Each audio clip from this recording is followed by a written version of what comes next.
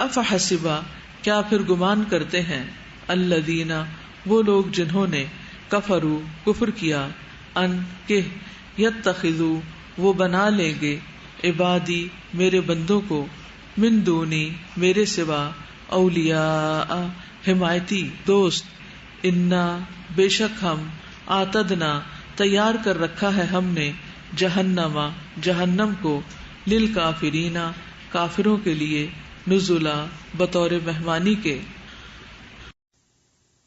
افحسب الذین کفروا کیا پھر سمجھتے ہیں وہ لوگ جنہوں نے کفر کیا ان یتخذوا کہ وہ بنا لیں گے عبادی میرے بندوں کو من دونی مجھے چھوڑ کر اولیاء دوست مددگار الہ. تو یہاں ایسے لوگوں کی بات ہو رہی ہے جنہوں نے اللہ کے سوا اللہ کے بندوں کو اپنا الہ بنا رکھا ہے. کون سے بندوں کو؟ ان میں ملائکہ بھی ہیں اور اس کے علاوہ انسان بھی ہیں، جیسے مسیح علیہ السلام ہے، عزیر علیہ السلام ہے، اور اسی طرح ارباب من دون اللہ میں جو لوگ شامل ہیں. اور پھر یاد رکھیے کہ عبد کا لفظ جو ہے وہ صرف ملائکہ، جنات، انسانوں کے لیے نہیں آتا بلکہ دیگر مخلوق کے لیے بھی آتا ہے، کیونکہ وہ ساری مخلوق دراصل کیا کر رہی ہے؟ اللہ کی عبادت کر رہی ہے، اللہ کی فرمانبرداری میں لگی ہوئی ہے. اور اس کی تفصیل آتی ہے سورۃ مریم میں، ان کل من فی السماوات والارض الا آتی الرحمن عبدا، کہ جو بھی آسمانوں اور زمین میں ہے وہ سب کے سب رحمان کے سامنے آئیں گے کیسے؟ عبدا، بندے بن کر. سورۃ مریم آیت 93. تو پھر شمس و قمر کو جو الہ بنائے ہوئے ہیں وہ بھی اس میں آ جاتے ہیں، شجر و حجر کو جو الہ بنائے ہوئے ہیں وہ بھی اس میں شامل ہو جاتے ہیں، جو ستارہ پرستی کرتے ہیں، جو آگ پرستی کرتے ہیں. ٹھیک ہے؟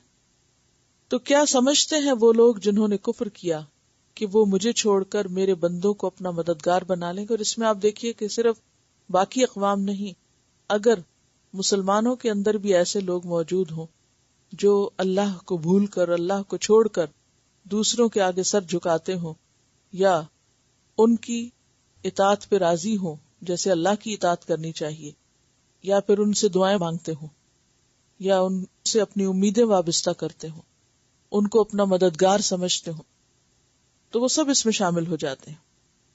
کہ کوئی بھی ایسا شخص جو اللہ کو چھوڑ کر دوسروں کو اپنے امور کا ذمہ دار سمجھے، یا اپنا مددگار سمجھے، یا مشکل کشا سمجھے، یا مددگار سمجھے. اور آپ دیکھیے کہ مشرکین مکہ جو تھے وہ بتوں کو پوچھتے تھے، کیا سمجھ کے، کیا کہتے تھے؟ ہؤلاء شفاعنا عند اللہ، یہ ہماری سفارش کرائیں گے اللہ کے پاس. اور کیا کہتے؟ ما نعبدهم الا ليقربونا الى اللہ زلفى، یہ دراصل ہمیں اللہ کے قریب کرتے ہیں. حالانکہ اللہ تعالیٰ کیا فرماتے ہیں؟ ما لهم من دونه من ولی، اللہ کے سوا کوئی بھی ان کا ولی نہیں ہے.